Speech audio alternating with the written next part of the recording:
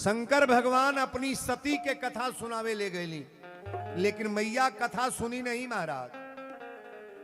राम कथा मुनि बर जब खानी और सुनी महेश परम सुख मानी। शंकर भगवान अकेले कथा सुने, यही कथा सुन करके आप बर्बाद हो जाओगे, और यही कथा सुन करके आबाद। तो बर्बाद कौन होगा? जो कथा अपने दिमाग में नहीं डालेगा महाराज। सती ने अपने दिमाग पर कथा डाली नहीं, अपना जीवन से धो चली। सती मरने जा रही है, कथा में मैं बता रहा हूं। यहीं से प्रवचन प्रारंभ है। शंकर भगवान जब सती के लेके चले, सती से कहें कि चला सती, कथा समाप्त हो गई।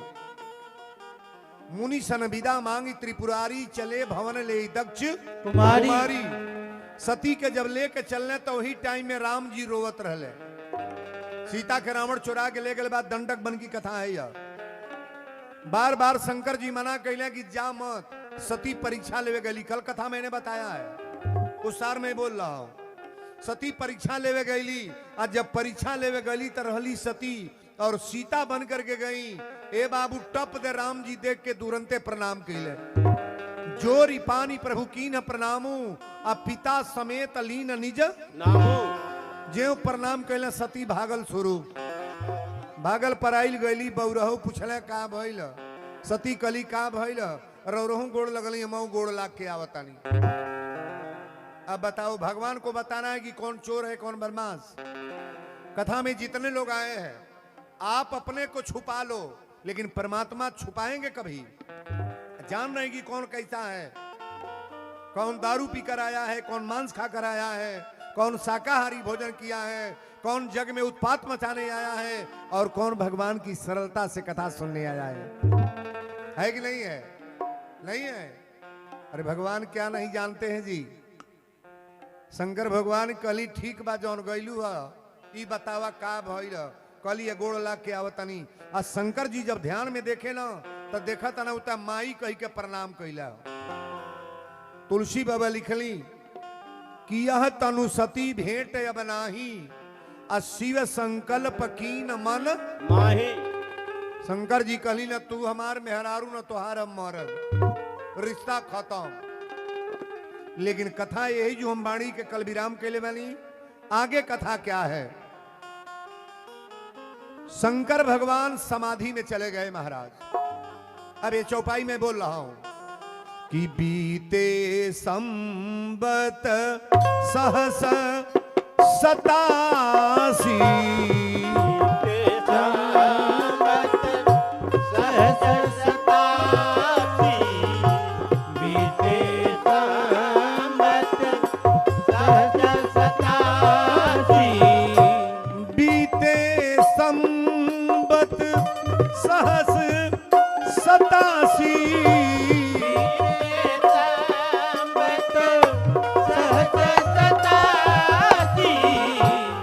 तजी समाधि शंभु अविनाशी, तजी समाधि शंभु अविनाशी, तजी समाधि शंभु अविनाशी, तजी समाधि।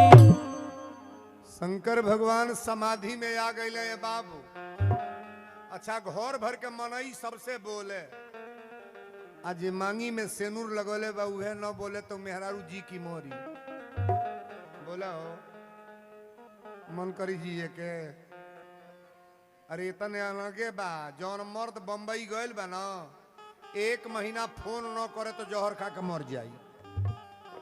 एहू खल के मेहरारू बाड़ी सो। अब फोनवो करता न तो ई नहीं कहता कि तनी माई के मोबाइल दे दो, तनी माई से पहले बतियाई। ये कहोगो बेटा बाड़ा 5 बरी समाई से बोलत ना बाड़े, का जने जू बाड़ के नहीं, हमारे और तो खूब बाड़े। अच्छा, जौन बेटा माई से ना बोला था, वो माई जुतिया भूखेले कि ना? ना भूखेले, ना भूखेले हो? बुढ़ियन से पूछल। धरती पर बेटा खोल खोल के बाड़, हमार कथा ना, सीधे संस्कार, सीधे संस्कार। जौन बेटा माई से आज 20 वर्ष से बोलत ना बा, ओ माई जूतिया भूखे ले बाबू के गांठ बाने ले कि हे जीत बंधन महाराज हमारा बेटा बोले चाहे ना बोले जहां रहे निमने जियत रहे ये दुर्गा माई मनावे लेकिन ना। अब बेटा को दर्द आता है कि माई से बात करें हम। माई के पेटे में बच्चा बाता को डिलीवरी बा अल्लाह दिफान के कसया ले जा डॉक्टर कहिए दूगो में एक के बची या तो माई बची ना तो लड़का तो घर वाला के बचाओ कहिए पतो ही के डॉक्टर साहब पतो ही बचा दी बुढ़ो कही पतो ही बच जा लेकिन वो माई से पूछल जा दू जने में के जने बची हैं या तो तू बचबू ना तो तुम्हार बेटा ईमानदारी से बोलिएगा माई के बचावे कही अपना के की बच्चे को सही बोलो ना कैसनो माई होई कही डॉक्टर साहब हमारा बाबू के बचा ली हम नहीं रह तो लोग कही एगो चिन्हा पैदा क के मरल बा आज मर जाए अगर बच्चा ना होई तो जवार के लोग हमके बझिनिया कही के बर्बाद कर दी।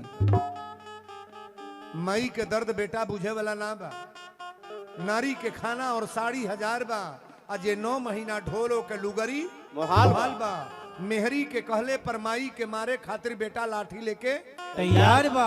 अब कलजुग के बाबू लोग के ध्यान धरा माई हो कि ये जुग के बेटा लोग के ये व्यवहार बा सही है कि गलत। अंगुरी उठाया करो जो है सही है तब बोलो सच्चे दरबार की जय। कथा शुरू हो गई बा। शंकर जी जब समाधि में गईले तो कहले अब अपने मेहरारू पर विश्वास ना बा तो धरती पर ताक के का कर बीते संबद सहस 87 अतज समाधि शंभु अभी नासी। ए बाबू 87,000 वर्ष भोलेनाथ तकले ना शंकर जी ताके नहीं ये भोलेनाथ का दरबार है और इन्हीं की कथा हो रही है तो लेकिन तुलसी बाबा लिखले 87,000 वर्ष के बाद का कि राम नाम शिव सुमिरन लागे राम नाम शिव सुमिरन लागे राम नाम शिव सुमिरन लागे जानियो सती जगतपति जागे राम प्रिय राम जय जय राम राम राम प्रिय राम जय जय राम। राम नाम शिव सुमिरन लागे आ जाने उ सती जगतपति जागे। शंकर जी के जागल जब जनली तो दौड़ के लगे गईली कली स्वामी आप नाराज बानी का शंकर जी कली नाराज ना बानी सती कली 87,000 वर्ष के एगो समाधि लगल आप हमरा पर रुष्ट बानी शंकर जी कले ना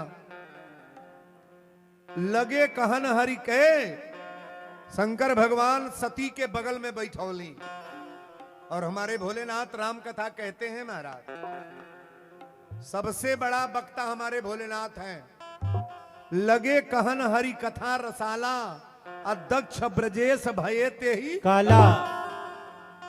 राजा दक्ष के बेटी है सती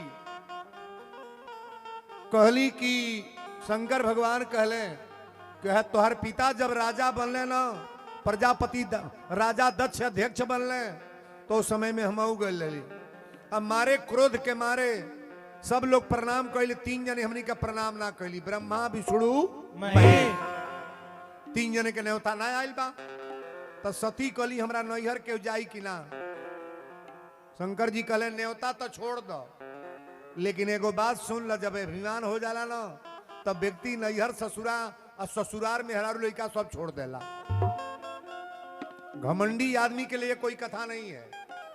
यहाँ जितने लोग बैठे हैं गौर करना अभिमानी आदमी अगर कोई बैठा है ना तो उसके लिए कोई भगवान की कथा नहीं है।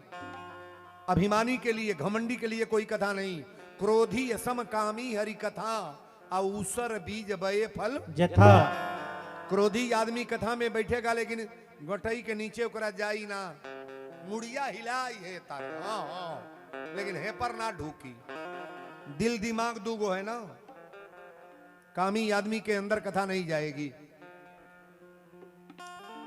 शंकर भगवान कहले सती एके गो काम बा तो पिता हई जौन तहार नैहर के सारा लोग जाता ताकि भेने सती देखली तो हमरा बहन बहनोई सब हमरा नैहर में जाता रहे आ हमरा घरे न्योता आइबे ना कोई। सती कली न्योता काहे ना आइल ह? अच्छा नैहर छूटेला तो मेहरारू के का पर सियाली सासू ससुरे पर मर्दे पर सियाई कि तोहरिए चलता कुली होता। सहियो बतिया बा मेहरारू के दबाव के परे पर हो जेतना जेतना कुली बोले बा मर्दे के बोल लो अब मर्दो घूरा बड़े सो तर चुपचाप पटाई लो बोलल कर।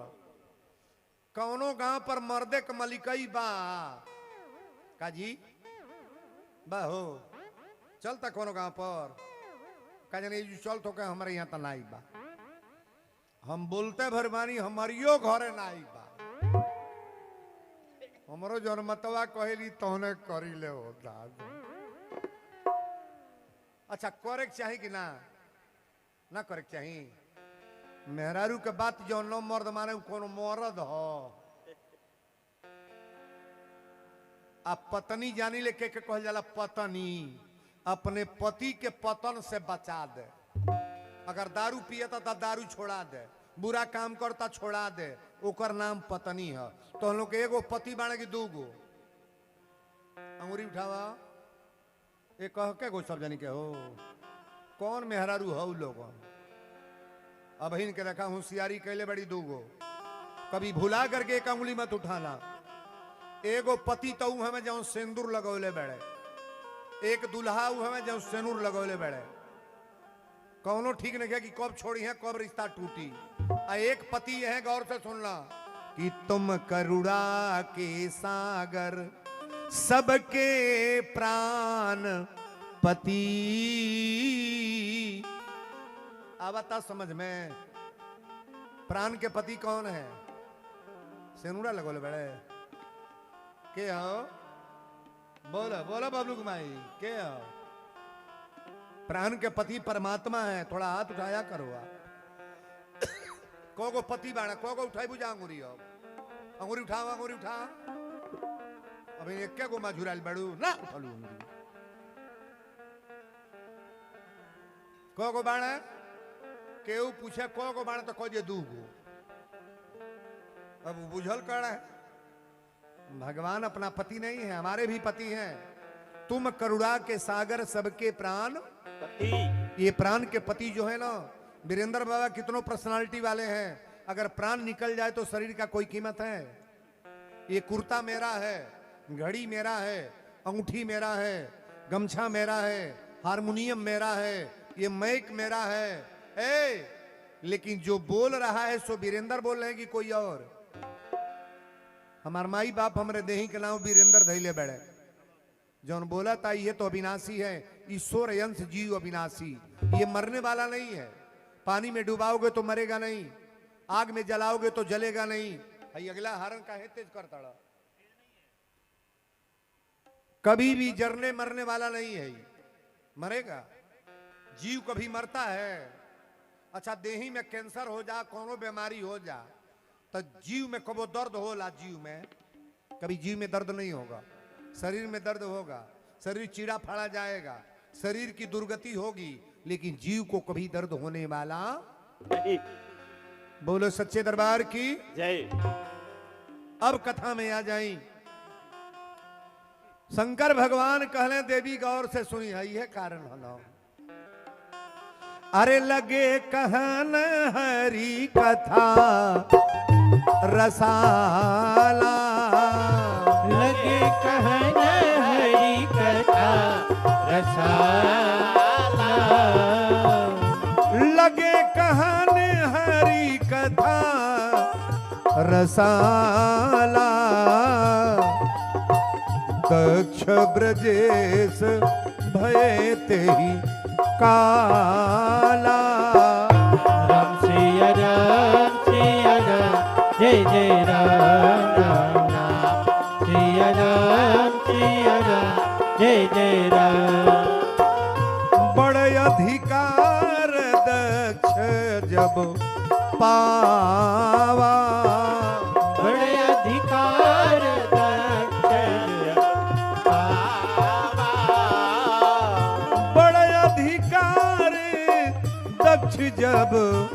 पावा अति अभिमानु हृदय तब आवा। राम सिया राम सिया राम जय जय राम राम राम सिया राम जय जय राम। नहीं को से जन्मा जग माही नहीं को जन्मा जग माही नहीं को से जन्मा जग माही प्रभुता पाई जाई मद नाही। राम सिया राम जय जय राम राम राम सिया राम जय जय राम। बोल दी शंकर भगवान की जय। शंकर जी कहले देवी जब पूछा तड़ू तब बताए तोहार पिता जब दक्ष राजा दक्ष प्रजापति राजा दक्ष जब अध्यक्ष बनले न तो उनका घमंड हो गई।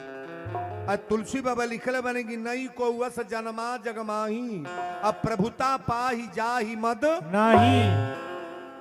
धन जेकरा हो जा ओकरा घमंड हो जाएगी ना ना होई हो। गाड़ी हो जा मोटर हो जा बेटा कमा खेती बाड़ी चमचमा जा तो घमंड होई कि ना ना होई।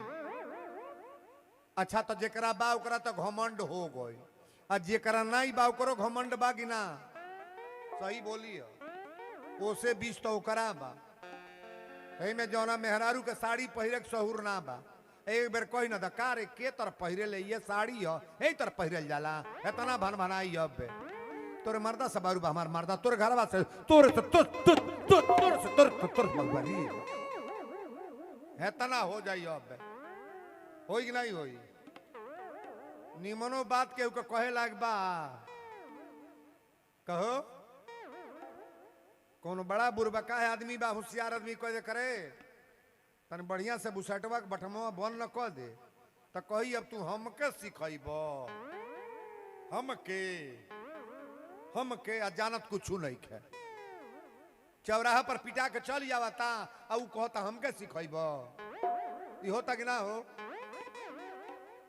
बड़ा लीला चलता इतनियों पहर समाज अगर सही रही तो इतना गड़बड़ी हो इतना उ जाना तना कि वोट इनके दे तो वोट खतरा में जाई तब वोट देता ना कि ना देता रहे ना देता रहे ना दिया था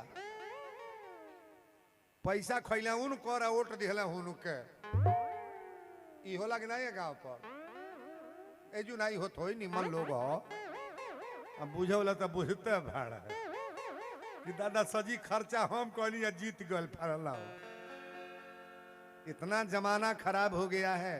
समाज को मैं कह रहा हूं अरे कम से कम ईमानदारी से तो काम करो। जिनके साथ आप नमक खा रहे हो कुछ कार्य कर रहे हो कम से कम उनकी तो हकीकत समझा करो कि ये व्यक्ति मेरे लायक है कि नहीं है। अगर सारा जवार दुश्मन मिल जाए तो आप रहोगे कहां।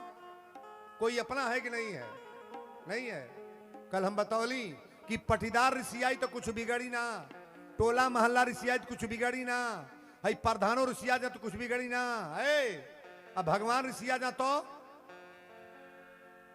ना बिगड़ी ना बिगड़ी हिला दे ताड़े कहले कि वीरेंद्र बाबा हमारे घरे बड़ी विपत रहता बेटा मर गई एगो नाती मर गई एगो लड़की बीमार बा कोनो दवाई बताई ना। हमारा मोबाइल पर यह सब मैसेज आवेला हम नहीं बतावा आप लोग सुनिएगा। अनहिया ग्राम सभा के पूरे क्षेत्र के लोगों को मैं बता दूं कौन ऐसा घर बा जरा घर में दुर्गा जी के मूर्ति ना बा हनुमान जी के फोटो ना बा गणेश जी के मूर्ति ना बा कौनो बिरादर बा ओकरे घरे पूजा होला कि ना ना होला हो नहीं बेटा करला पतोहिए करल नहीं पतोहिया माइये करले करल कि ना सबके घरे पूजा होता। अच्छा बताओ वही घर में पूजा होता और वही घर में बाजारी से कटवा के आइल हम ना नहीं धरिले हम काट के आइल और लहसुन प्याज डाल के वही घर में धुआं रहा दिया था। कौने घर में जहां हनुमान जी बैठल बड़े गणेश जी बैठल बड़े दुर्गा जी बैठल बड़ी, वही घर में धुआं रहा दिया था। अब बताओ घर में देवी देवता रही हैं कि भागी हैं? ना बोल बोलोगे रही हैं, तो भगवान के दोस्त काहे दिया था? कबो घटना तोरी घर में हो सकेला। मैं बोल रहा हूं, मैं वीरेंद्र बोल रहा हूं। अगर परमात्मा को धोखा दे रहे हो, नारायण को धोखा दे रहे हो, घर में अनुचित कार्य कर रहे हो, तो तुम्हारे घर में कोई भी ऐसा हो सकता है, आकस्मिक घटना कोई भी हो जाएगा, आप रोक नहीं पाओगे कि मैंने किसका बिगाड़ा, मेरा क्या बिगड़ रहा है। ये एक चीज का मैं गारंटी लेगा, सोने के सीकड़ पहिर के मर जा तो कर झगड़ा होगी ना। 3 गो पतो ही बाड़ी पहले बटाई त लाश जाई, आ तुलसी का माला पहिर ल तो कोनो पतो हिले लिए सो बा कोनो पतो हिलावत या हम ले है तरह करती सो तो लिए तुलसी का माला। सोने के सीकड़ पानी में फेंकर डूबी कि ना, डूब जाई। और तुलसी का माला गारंटी मैं ले रहा हूं, एक तुलसी का माला धारण करने वाला एक दाना, इसका गारंटी तो मैं नहीं दूंगा कि आपका स्वर्ग होगा कि नहीं, बैकुंठ जाओगे कि नहीं, लेकिन मेरा ये गारंटी है तुलसी पहनने वाले व्यक्ति के परिवार में कभी नरक नहीं होगा। ताली बजाओ बरियारे मजबूती से। तुलसी पहनने वाले व्यक्ति के घर में कभी नरक नहीं होगा। इन्हें तो रातों दिन पाप कैले, अब मुगल बने लिखा था स्वर्गीय फलाने के पिताजी, वो स्वर्ग में गईला। अगला मंच पर एक जने कहले कि वीरेंद्र बाबा एक बात आप बताइए गारंटी के साथ। हम कहीं बोलेंगे, बोलो। कहले कि कैसे मालूम होगा किसका नरक हुआ और कौन स्वर्ग में गया? मैं 2 मिनट का शब्द है, मैं बता दूं आपको। यही ग्राम सभा के कोनो आदमी मरल और लोग लेके चलने की राम नाम सत्य है, तो जौने आदमी के नाम पर पूरा गांव रोआ था, दहशत मच गई, गांव के हीरा निकल गई। का जाने वैसा आदमी पैदा होई कि ना। स्टैंप ले आओ, मैं लिख रहा हूं, वो आदमी डायरेक्ट स्वर्ग में गया है बैकुंठ में। ताली बजा बरियारे। यही गांव के कोनो आदमी मरल और लोग लेके चलने की राम नाम सत्य है, तो जौने आदमी के नाम पर पूरा गांव थूका था, पूरा गांव गाड़ी देता, मर गल गांव सलहंत हो गई। एक मरल जरूरी रहल, पूरा गांव के अकेले भूज देले रहल। जहाँ स्वर्ग में हो बोला नया लो, जहाँ स्वर्ग में ईमानदारी से बोला, एक खल के लोग तारा गांव में बा कि ना? सबे लोग कहता है दादा, सबे कहता है। एक मतलब खल खल के लोग बा, जहां बुराई है वहां छाई भी है। गौर से सुनना, अगर ड्रामा ऑर्केस्ट्रा देखने वाले लोग हैं ना, तो कथा सुनने वाले भी लोग हैं। ध्यान से सुनना, बुरा काम लगाने बजाने वाले लोग अगर हैं, तो फैसला भी करने वाले लोग हैं। दूध दही घी अचार काजू बादाम खाने वाले अगर लोग हैं, तो रच बच भी खाने वाले लोग हैं। ऐसा कभी न सोचना कि पूरा गांव बर्बाद है। अगर ये अच्छे लोग नहीं होते तो इतनी बड़ी कथा आप लोग कैसे कराते, कैसे होती कथा? और भी वीरेंद्र का नाम इसमें आया है। आप बताओ, संस्कार में बोल रहा हूं कि नहीं हो रहा है? ये कथा नहीं, संस्कार बीच में हो रहा है। रामायण की कथा तो अलग है, बीच में जो मैं सार डालूंगा, मेरा यही तो ख्याति है महाराज। आज प्रदेश स्तर के लोग मुझे जान रहे हैं, केवल यही प्रसंग है जो वीरेंद्र बाबा संस्कार पर कथा बोलते हैं। कल मैंने बताया था कि उस लड़के का कभी बढ़िया नहीं बीतेगा जो अपनी मां को रुला रहा है, अपने पिता को रुला रहा है। आई गांव में लगल बा कि नहीं लाइन ना लगल बा? घर घर में जौन होता के नहीं बुझता, नहीं क्या बुझ, चारों ओर से गिरल जाता तब बुझता ना, फिर हमारे बनते बा। बोलो सच्चे दरबार की जय। सती कहली की बताई, नैहर से न्योता ना आयल बा तो केहू जाई कि ना? शंकर भगवान कहले जब न्योता ना आयल बा तो हम तो यह कहब कि न जा। अच्छा, मर्दे के बात मेहरारू का माने चाहिए कि ना? ना माने चाहिए। अच्छा, तनी हाथ उठावे तो के चाहता कि मानल जाओ? देखी को मर्दे के दुश्मन बाड़ी उठाइबू हथवा कि न उठौली? अरे बाप हो बाप, आधा गांव के मेहरारू उठाते ना बाड़ी।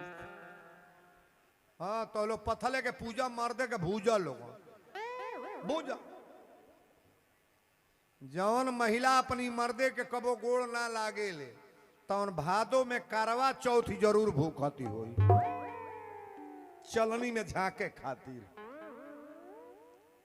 बागिनाई के हुए खल के में आज फाइनल मैच बा बियाहे के कथा बा भीतरे बुझ लिया सब चलनी में झांकल बेकार बा जो अपनी पति का पैर नहीं नारी छुए उस नारी को महिला का बड़कपन मैं नहीं जानता महाराज। नारियों के लिए सबसे बड़ा भगवान कौन है? शंकर जी, दुर्गा जी, हनुमान जी, बोला ना। अपने पति से बड़ा कौन देवता है जी? हैं? अपने पति से बड़ा कौन भगवान है? कि तू ही मेरी मंदिर हो, तू ही मेरी पूजा, तू ही देवता हो, तू ही देवता हो, तुम ही मेरी मंदिर हो, तुम ही मेरी पूजा, तुम ही देवता हो, तुम ही देवता हो। तू ही मेरी मंदिर हो, तू ही मेरी पूजा, तू ही देवता हो, तू ही देवता हो। तुम ही मेरी मंदिर हो, तुम ही मेरी पूजा, तुम ही देवता हो, तुम ही देवता हो। ये गीत अच्छी है कि नहीं है? अरे अपने पति को मंदिर बनाओ, पूजा बनाओ, सब व्यवस्था पति को डालो ना। जो नारियां सारा श्रृंगार कर लें और अपने पति से तालमेल बढ़िया ना बने तो श्रृंगार किसी काम का नहीं है।